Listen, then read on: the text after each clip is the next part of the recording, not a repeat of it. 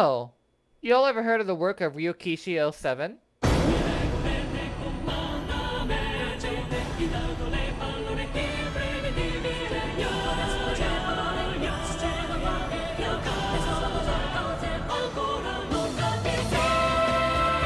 Starting tomorrow, I will begin my blind read-through of Higurashi When They Cry, starting at its second chapter, which may take a bit of explaining of why I'm starting at such a weird spot, so hence, I am making this precursor video.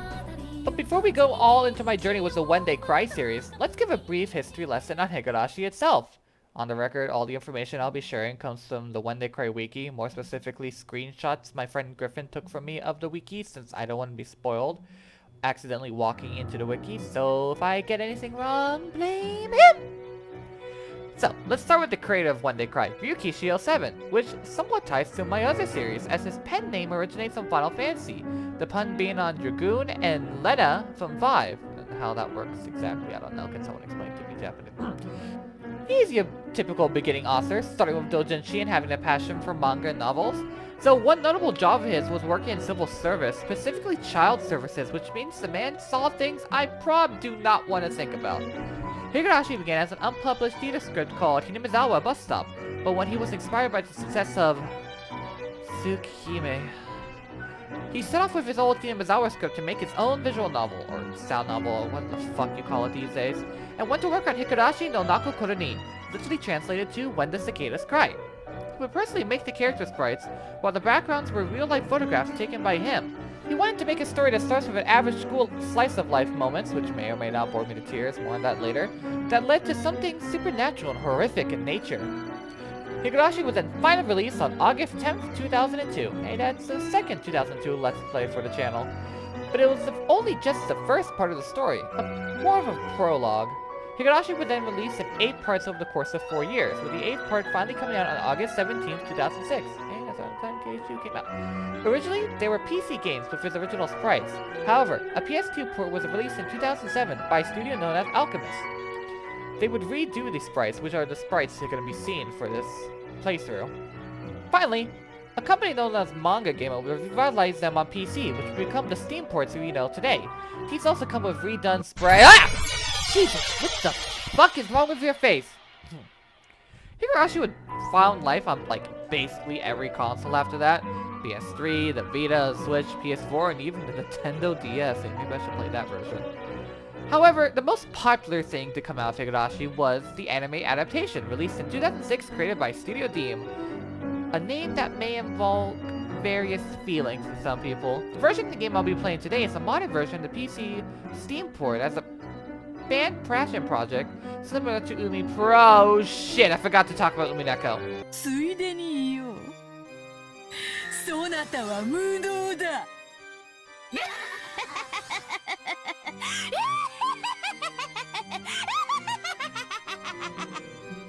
So, let's talk about the seagull in the room, the spiritual sequel to Higurashi, Umineko no Naku Koroni, When the Seagulls Cry. Released initially on August 17th, 2007 with the same general staff, this is my introductions to the When They Cry series. Now I know some of you old When They Cry fans may have a heart attack hearing I started with Umineko, not Higurashi, so let me explain. By explain, I mean shift the blame to someone else. I have a best friend who goes by the name Griffin116. Sometime in what I believe was 2022, he was part of this big mystery VN Discord server known as Trinity Fiction.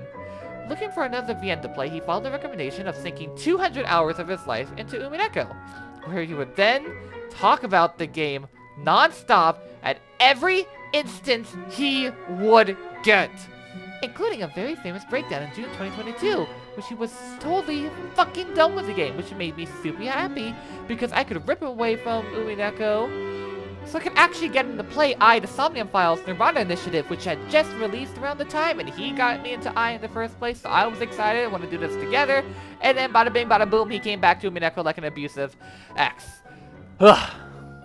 Some point in the weenie months, he beat Umineko and Higurashi, convinced a friend to go through all of Higurashi and Umineko, and non-stop bugged me for over a year to read fucking Umineko. I was at my wit's end. I was in the middle of replaying Xenoblade Chronicles Definitive Edition. Umineko had ruined my I-9 playthrough. Tears of the Kingdom was literally right around the corner. I did not want to have any of it.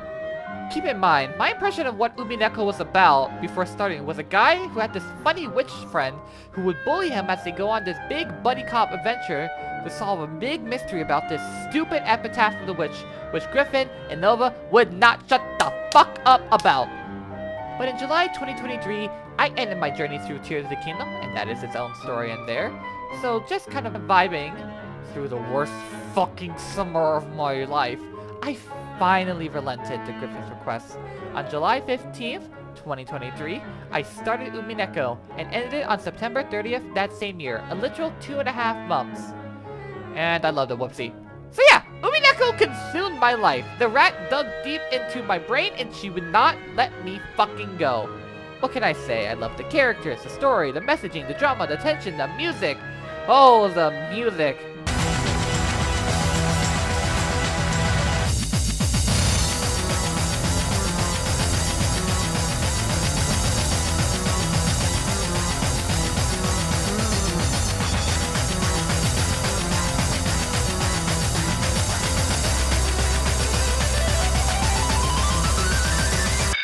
It was a once-in-a-lifetime experience. I had mental breakdowns. I popped off. I was scared away from challenges. I sat down and solved the epitaph. I screamed, I yelled, I laughed, and eventually, even I cried. And at the end, I had to admit that Griffin's year-long strategy of wearing me down had paid off because he was right.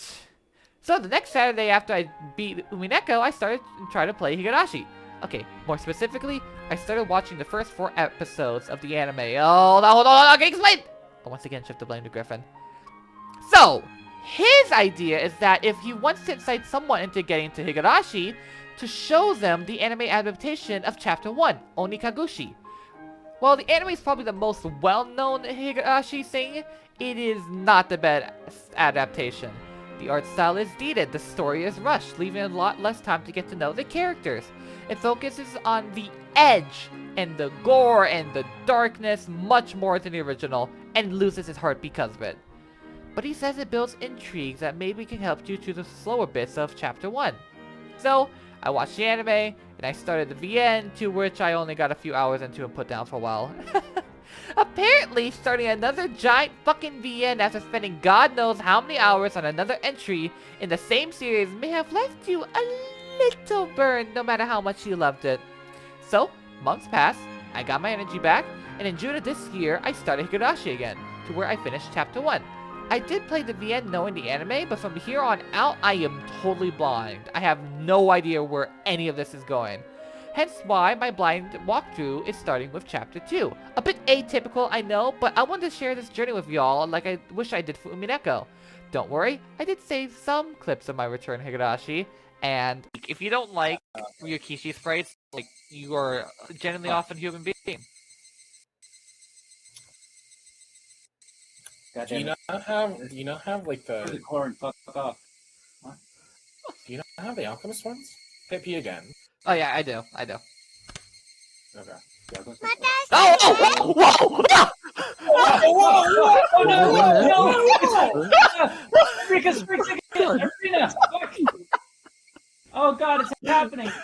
Is this tabloid to be believed fully, considering it's a tabloid? It is a tabloid. Okay. I mean, take that as you will. I mean, I did think it would be bigger news. You know, shut the fuck. I mean, you know. Oh, fuck. Oh, fuck, Frostbite Dragon. You know, fuck, a frostbite dragon came into the damn project. Oh, god damn it. I got this.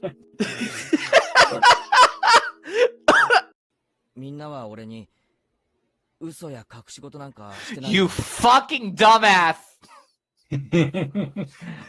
The whole time you're just waiting for him to say something that fucks everything up. Yeah, just be like, you have one job. When's he gonna snap?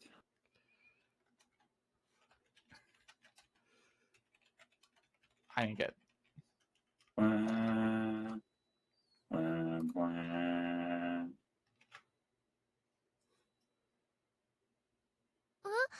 Okay. してないよ、全然。嘘だろ。Vanessa suddenly stopped. Her expression was cold and intense.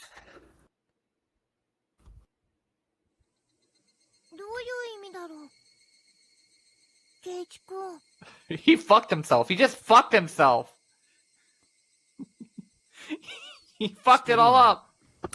There's something. 俺 There に really is just 隠し事を something.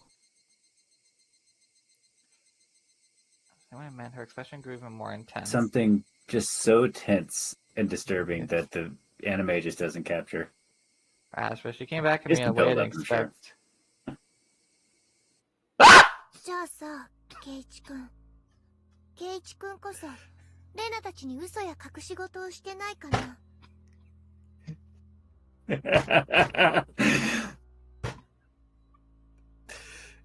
Ran a jump scare.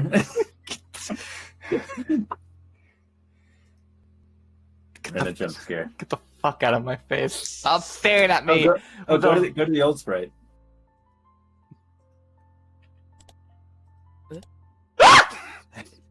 Ooh, the remake is. Oh, okay. I'm suddenly not scared. Yeah. Aina had a disorder that normal No.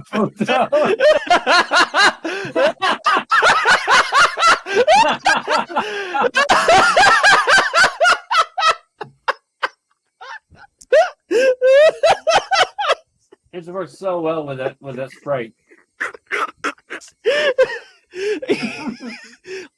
Yeah, Keiichi, we call it autism. God forbid a girl be autistic. Girl. That moment, for the first time, I realized Mio was sobbing as tears ran down her. Oh. ひどいよ、ケイちゃん。 み I wanted to console her, but I shut her mouth. But it's like, she's not. She's crying. 俺行くぜ God damn it! ホームルーム遅れるなよ I hate this. I feel so bad. I know she's clearly not in her right mind. That was like the genuine me. She's so upset. That's probably how like a girl cry. Behind my back, I hear her muttering. It was a faint mutter as she was speaking to herself. そっか。 Well. Eh? Huh? We have a button for that. Sobbing voice had a kind of giddy cursing sound. God damn it! Really stopped and turned back towards her. Eh? Huh? ケイちゃんに全部ばらしたの。あの野郎か。 That was a genuine scream. Wow. But yeah, I hope you all enjoyed this visit to Hinamizawa with me, and hope me reading a sound novel about Japanese kids fucking up their summer is engaging to y'all. Thank you all so much for listening to me yapping, and I can't wait to start. Until then, have a gay old time, y'all. Peace.